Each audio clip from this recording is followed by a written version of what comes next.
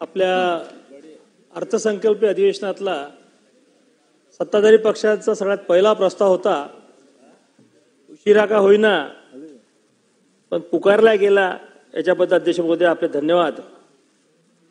शेतकरी सुखी तर राज्य सुखी हा मंत्र असा वाक्यप्रचार करून या प्रस्तावाची आपण प्रस्तावना केली होती.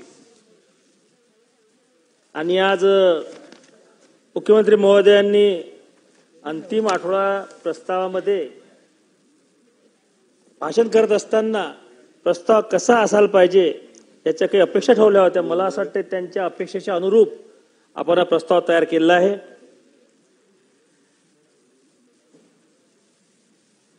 नुकत्याच पार पडलेल्या विधानसभेच्या निवडणुकांमध्ये राज्यातील जनतेने महायुती शासनाला निर्विवाद एकतर्फी बहुमताने निवडून दिलेले आहे. याचं कारणच होतं की राज्याच्या हितासाठी घेण्यात येणाऱ्या निर्णयांच्या कोणत्याही प्रकारची बाधा येऊ नये व लोकहिताचे निर्णय बहुमताने घेण्यात यावे. महायुती शासनाच्या नेतृत्वाची धुरा राज्याचे अभ्यासू आणि दूरदृष्टी असलेले लोकनेते माननीय देवेंद्रजी फडणवीस आणि आपले दोन्ही उपमुख्यमंत्री शिंदे साहेब आणि अजितदादा यांनी स्वीकारली.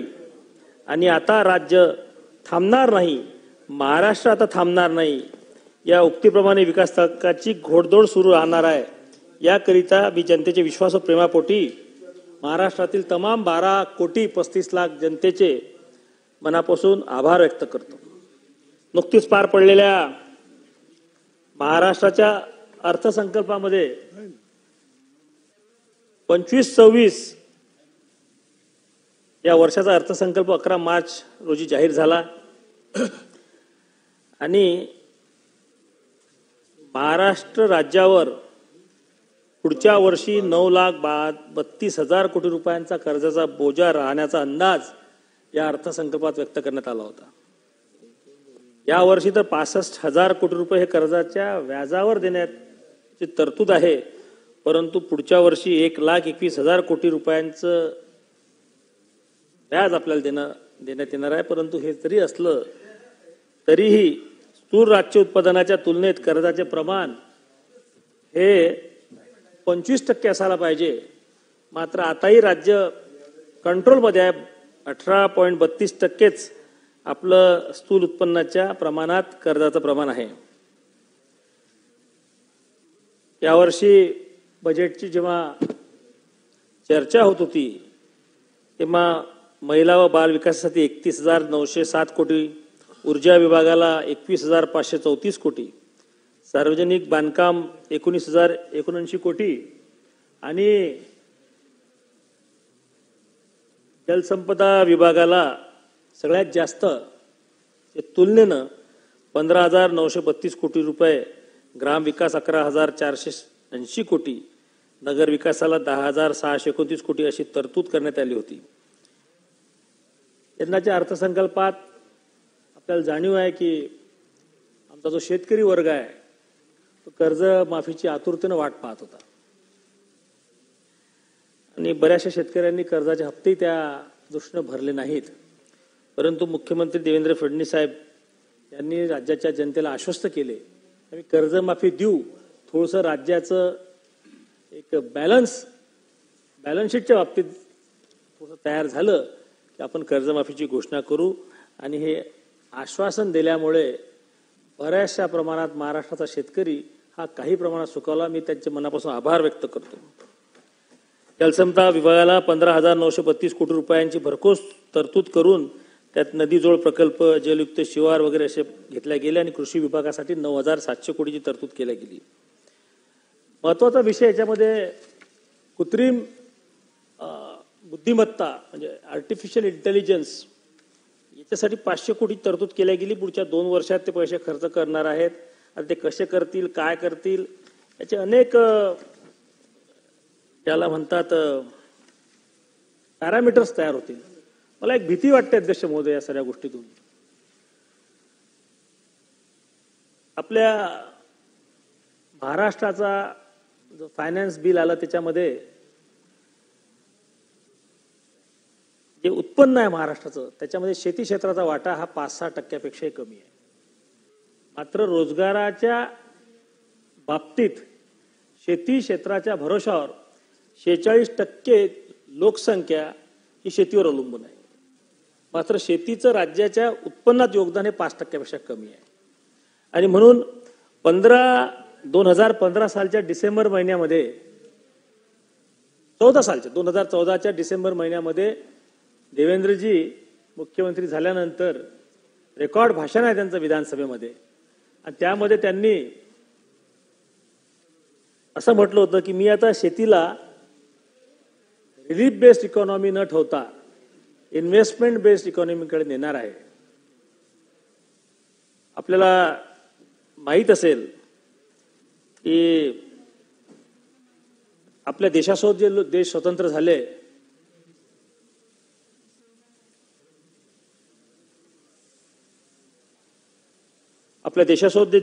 झाले त्या देशांनी शेतीवर अवलंबून असणारी जी सामाजिक व्यवस्था होती त्याला शेतीच्या बाहेर काढून सेवा क्षेत्रामध्ये, व्यवसाय क्षेत्रामध्ये, नोकरीमध्ये आणि उद्योगामध्ये वळवल्यामुळे ते देश बऱ्यापैकी पुढे गेले. आणि हा दूरदृष्टीचा अभाव तत्कालीन राज्यकर्त्यांमध्ये जाणवला. आणि म्हणून मी काही तर राजकारणात कोणाला दोष देण्यासाठी उभा नाही आहे, मात्र हे गोष्ट सत्य आहे, नाकारून चालणार नाही की तत्कालीन काँग्रेसच्या शासनामध्ये हा दूरदृष्टीचा अभाव असल्यामुळे जिथं भारताच्या 140 कोटीच्या लोकसंख्येला आपण कला कुसर, वोकेशनल, कौशल्य शिकवायला पाहिजे होतं, त्या जमान्यात यांच्या चेल्या चपाट्यांचं भलं करण्यासाठी बीएड आणि डीएड कॉलेज काढले गेले.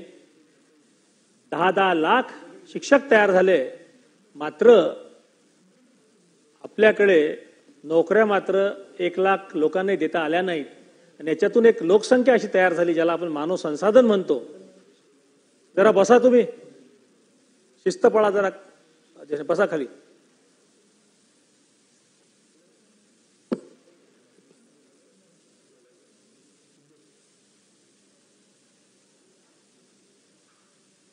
आणि त्यामुळे या देशामध्ये मानव संसाधन असं निर्माण झालं, अध्यक्ष महोदय,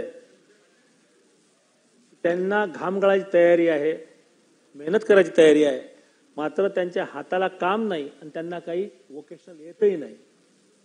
हा दूरदृष्टीचा अभाव, विकास कामांकडे दुर्लक्ष, जातीवर आधारित निवडणुका, या सर्व गोष्टीचा परिणाम हा झाला अध्यक्ष महोदय की या करोडो हिंदुस्थानी आणि महाराष्ट्रीयन लोकांच्या मनात एक प्रकारचा राग, दुःख,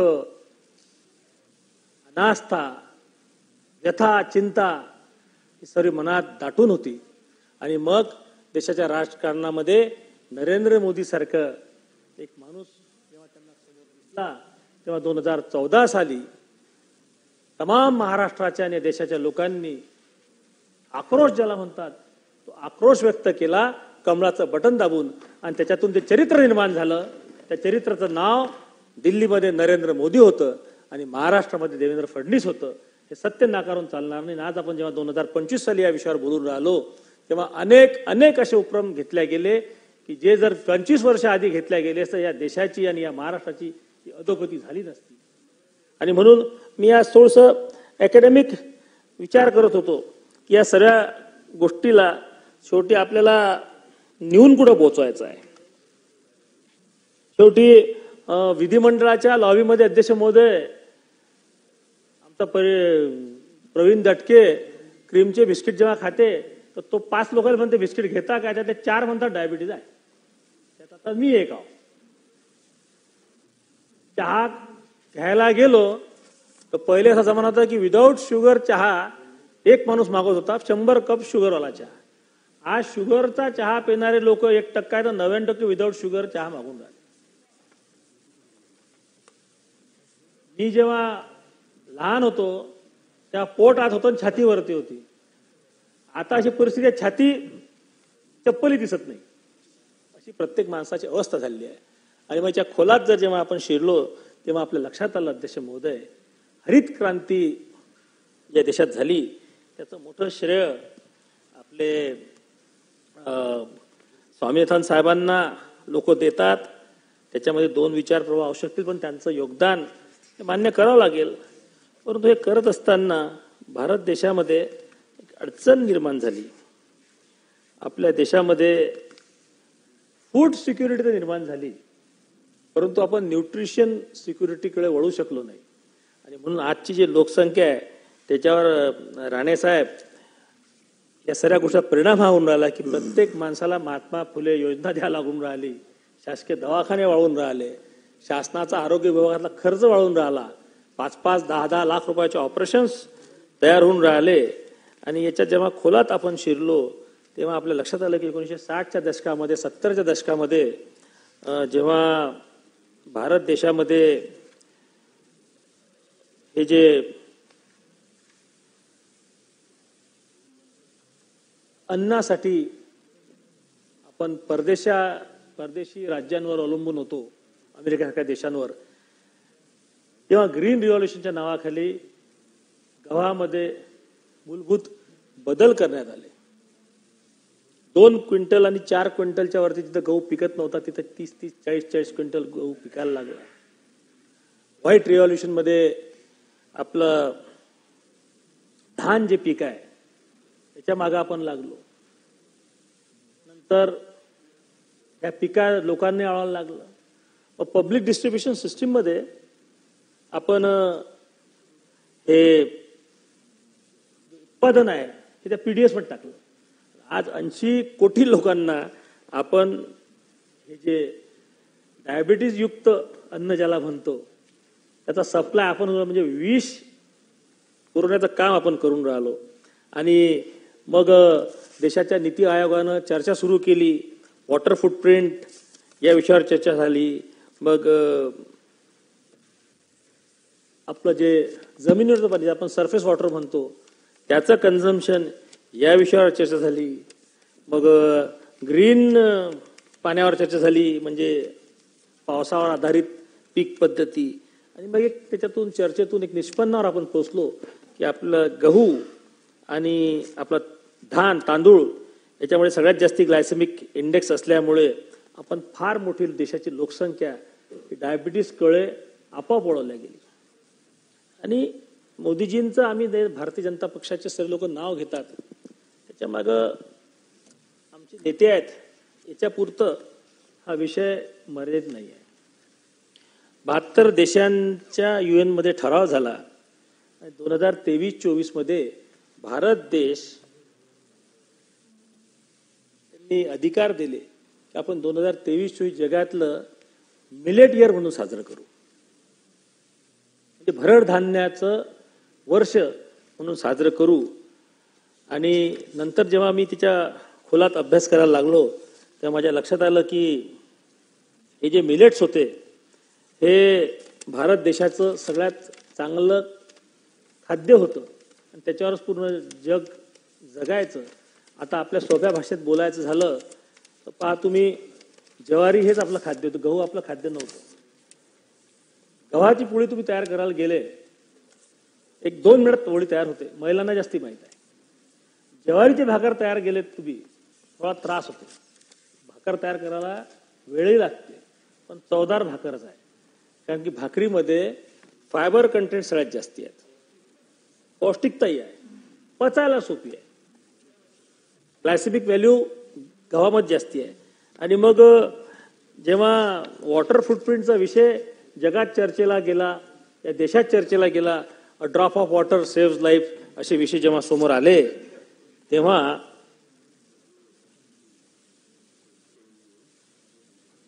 एक वर्ल्ड वॉटर 2019चा एक रिपोर्ट आला होता की water aid India's beneath the surface.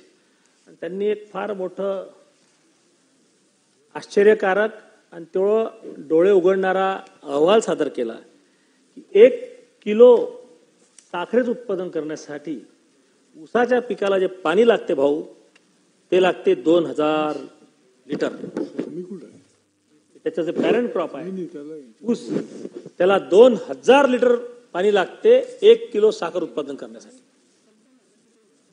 आणि ज्या धानाबद्दल आपण खूप चर्चा करतो त्याच्यात एकदम बदल होणार नाहीत, परंतु जे धान आपण पिकवतो त्या धानाला 2800 लिटर पाणी लागते 1 किलो धान तयार करायला. सरफेस वॉटर किंवा कोणतंही 1 किलो धान याला 2800 लिटर पाणी लागते. गव्हाला 1650 लिटर पाणी लागते. 1654 लिटर पाणी 1 किलो गहू तयार करायला लागते. आणि मग आपण जेव्हा भरड धान्याकडे वळतो तेव्हा हे प्रमाण फक्त 300 आणि 400 लिटर येते. याच्या पुढचा मी अहवाल काढायचा प्रयत्न केला की ठीक आहे हे जर लागते त्याला तर लागे तर किती. विदर्भात जिरायत क्षेत्र जिथं आहे ते पिकाला किती लागते क्षेत्र आपल्याला आहे किती. आपण असा विचार केला की पाऊस किती येते आणि किती MM पाणी लागेल याचा आपण विचार करूया. मग माझ्या लक्षात आलं की हे जे ऊस उत्पादक शेतकरी आहेत पुऱ्या देशातले यांच्या शेतीमध्ये 2000 MMM जिथं पाणी पडते वर्षात 2000. विदर्भात 600 ते 650 MM पाणी पडते. 2000 MM पाणी लागते ऊसाला.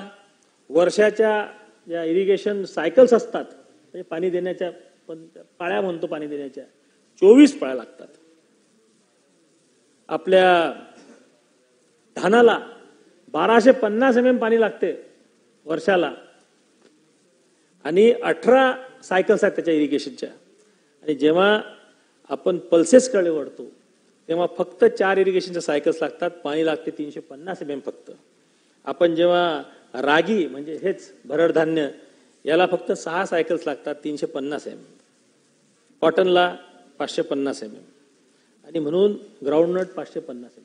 आणि म्हणून आज देश प्रगतीपथावर नेत असताना आपल्याला कुठतरी क्रॉपिंग पॅटर्न मध्ये बदल करून आणणं खूप आवश्यक आहे. एक अकॅडमिकली कदाचित काही लोकांना हे थोडंसं बोरिंग वाटत असेल परंतु तुम्हाला मी सांगतो आपले जे धान्य आहे भरड आपण ज्याला म्हणतो मिलेट मोदीजींनी त्याला श्रीअन्न म्हटलेलं आहे. 23-24 हे भरड वर्ष म्हणून आपण साजरं केलं.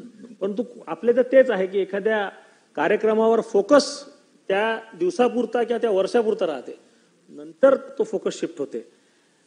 पण तुम्हाला सांगतो मी त्याच्यामध्ये साधारणतः 3 प्रकारचे हे धान्य असतात. त्याचे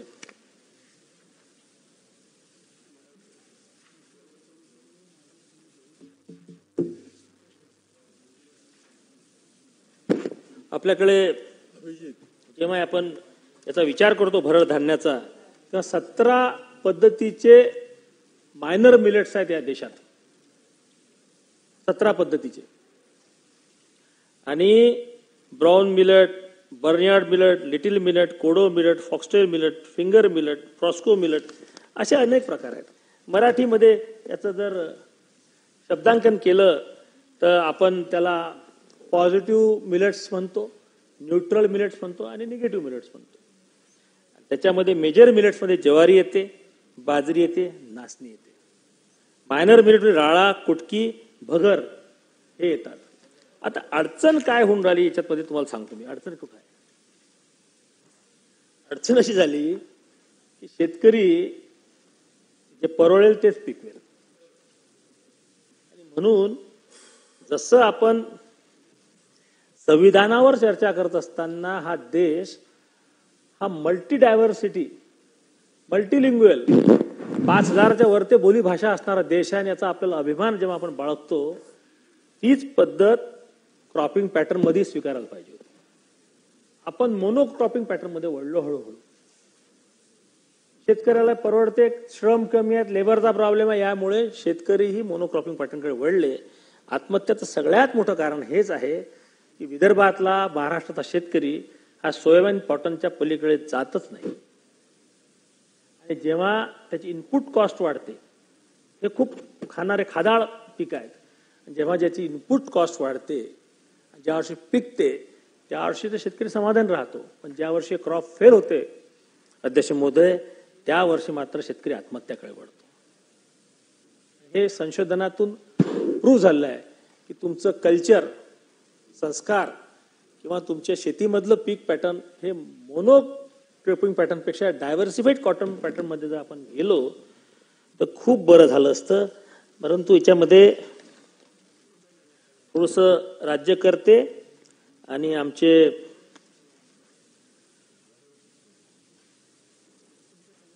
जे पॉलिसी बनवणारे आहेत लोक, त्यांचं थोडंसं दुर्लक्ष झालं या गोष्टीकडे, खूप दुर्लक्ष झालं. मी अध्यक्ष महोदय शेवटच्या प्रस्ताव ज्यासाठी उशिरा घेतला की याच्यामध्ये भरपूर बोलता येईल, हे टोटली अकॅडमिक डिस्कशन्स आहे, हे बोरिंगही वाटू शकते, परंतु सभागृहाच्या पटलावर आणून अधिकाऱ्यांना आणि देशाला, महाराष्ट्राला जागरूक करणं आवश्यक आहे. माझ्या मित्रांनो, मोनोक्रॉपिंग कडे झपाट्याने आपण जेव्हा सरकलो तेव्हा तुम्हाला सांगतो ही परिस्थिती काय होती. 2000 साली ज्वारी आणि बाजरीचा पेरा महाराष्ट्रामध्ये 35 लाख हेक्टर क्षेत्र हे ज्वारी आणि बाजरी खाली होतं. 35 लाख हेक्टर. आज रोजी 6 लाख हेक्टर फक्त क्षेत्र मागच्या 23-24 मध्ये ज्वारी आणि बाजरी खाली आहे. म्हणजे ते विचार करा की किती फास्ट डिप्लिशन आहे याचं क्षेत्राचं. आणि या मागील 5 वर्षापासून साधारणतः 49 लाख हेक्टर शेती हे सोयाबीन उत्पादनाखाली आली आणि 42 लाख हेक्टर हे कॉटनच्या खाली. 15 लाख हेक्टरवर धान आणि उर्वरित 16 ते 17 पद्धतीचे पिकं आपण घेतो. कडधान्य, तेलबिया, मका, भरड धान्य मिळून 35 लाख हेक्टर. आणि हेच फार मोठी धोक्याची घटना आहे. वर्ष 2023-24चा आकडा तुम्हाला सांगतो अध्यक्ष महोदय, देशाचा आकडा सांगतो.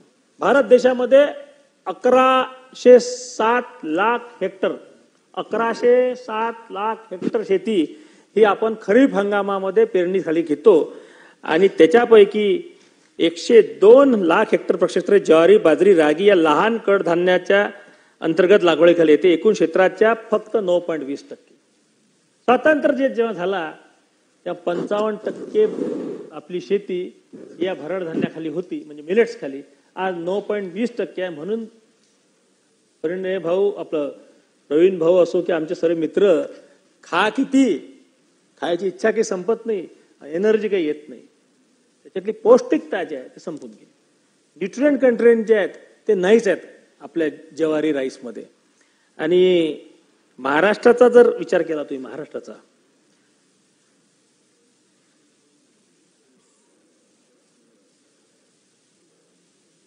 फक्त 5 लाख हेक्टरवर आपण संपायचं आहे ना भरड धान्याची लागवड लवकर केली. घ्यायला पाहिजे. महाराष्ट्रामध्ये किती वेळ बोलला? 155 लाख हेक्टर शेती. अध्यक्ष महोदय, नाही तर मग उद्यावर टाकलो बघा.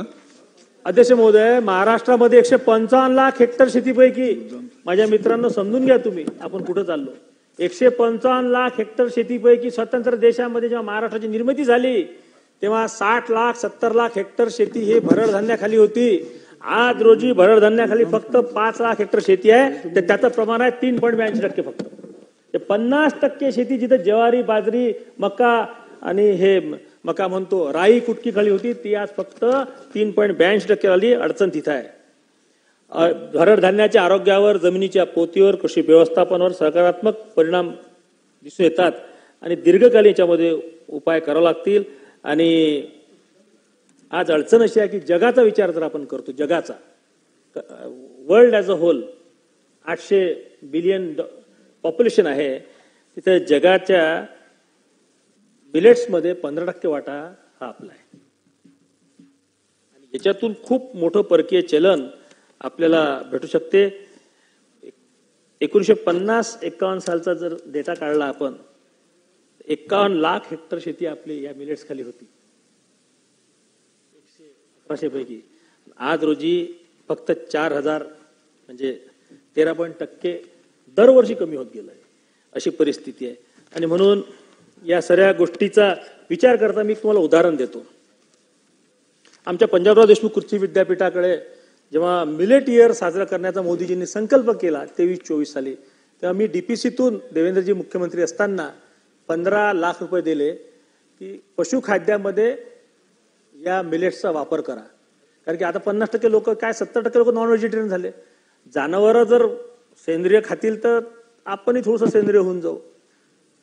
त्याच्यातून मग असा एक प्रयोग पुढे आला की पंजाब देशमुख कृषी विद्यापीठामध्ये आपण हे जे जुने भरड धान्य होतं याची परत ब्रीडर प्रोग्राम घेऊ. आम्हाला ते ब्रीडर सीट सापडतच नव्हतं, म्हणजे पॅरेंट सीटच सापडत नव्हतं. आणि म्हणून आमचे सर्व सायंटिस्ट मेळघाटामध्ये गेले. मेळघाटामध्ये म्हणजे अजून त्यातली एक गोष्ट सांगतो. आदिवासी प्रदेश जो आहे महाराष्ट्रातला त्यातला 44 वेळ लागेल थोडं आपला 44% प्रदेश जो आहे 44% आदिवासी समाज जो आहे अध्यक्ष महोदय हा विदर्भात राहते. महाराष्ट्राच्या आदिवासी समाजापैकी मेळघाट आणि तुमच्या गडचिरोली भागात. आणि मग आमचे विद्यापीठाचे सायंटिस्ट मेळघाटात गेले, तिथल्या आदिवासींकडे गेले. त्यांनी जंगली जनावरांपासून संरक्षण करण्यासाठी घरासमोर कुंपण घातलं होतं 2 गुंठे 3 गुंठ्याचं बांबूचं. आणि गंमत म्हणून घरी खाण्यापुरतं ते भरड धान्य तयार केलं. याच्यातलं खास म्हणजे ते जुनं भरड धान्य आम्ही आणलं. आम्ही आमच्या इथं ब्रीडर प्रोग्राम घेतला त्याला मल्टिप्लाय करण्यासाठी. अजून एक खास गोष्ट सांगतो. 30 वर्षापासून जे पक्षी संपले होते, दिसत नव्हते, अशा सर्व 30 ते 35 प्रजाती ज्या होत्या जुन्या पक्ष्यांच्या, त्या सर्व आमच्या विद्यापीठात आल्या हे खायला. याच्यावरून तुमच्या लक्षात येईल याची पौष्टिकता किती असेल. आणि म्हणून याची म्हणजे मी मागणी करतो अध्यक्ष महोदय, आपण कसं सरकारकडे पोहोचू ते नंतर पाहू. आपण ते एक मागणी करतो. पहा तुम्ही आपलं निर्मला सीतारामन मॅडमनी देशाचं बजेट साजत करताना मखाना बोर्डची निर्मिती करण्याचा संकल्प केला. तो मखाना, आता मखाना जो आहे ना हा अत्यंत कठीण आहे तयार करणं. खायला फार सोपी आहे राणे साहेब, पण करायला फार कठीण आहे. तुमच्या त्या दिवशी जेवणासारखं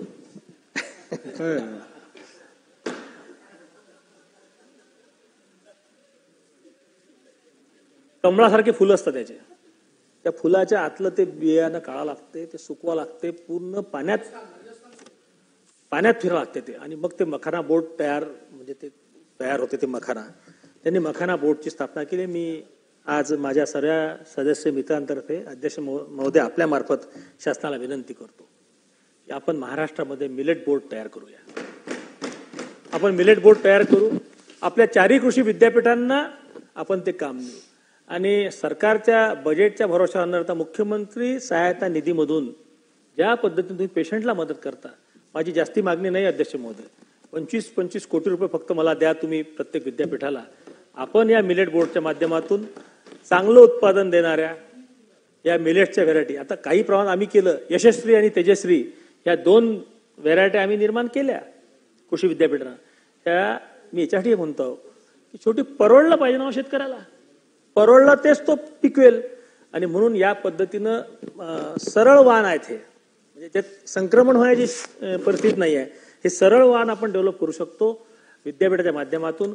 पब्लिक डिस्ट्रीब्युशन सिस्टीम मध्ये मिलेट्सचा वापर आपण वाढवला तर शेतकऱ्यांना बाजारपेठ मिळेल, सरकारची खरेदी करेल.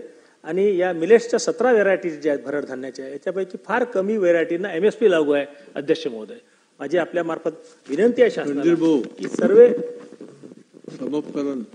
हे आहे ते आपण MSP खाली घेऊया.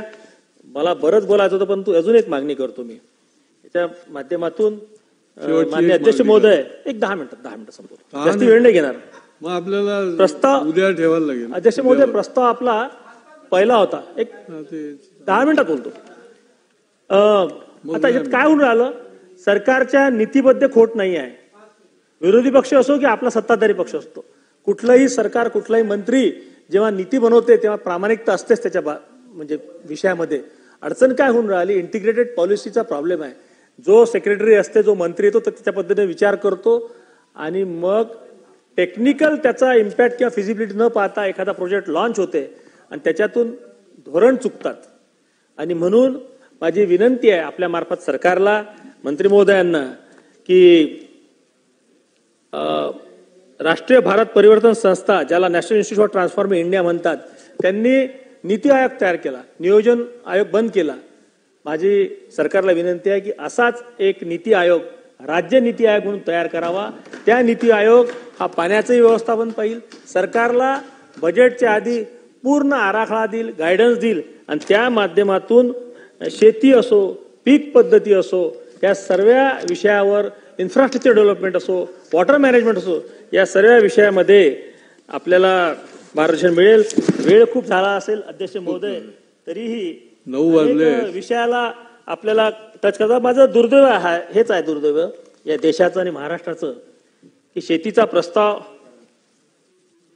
पहिला दिवशी आला होता, आज त्याला बोलायला वेळ नाही आहे. आणि मुंबईच्या 35 मिनिटं झाली आहेत रणधीर भाऊ, 35 मिनिटं झाली आहेत.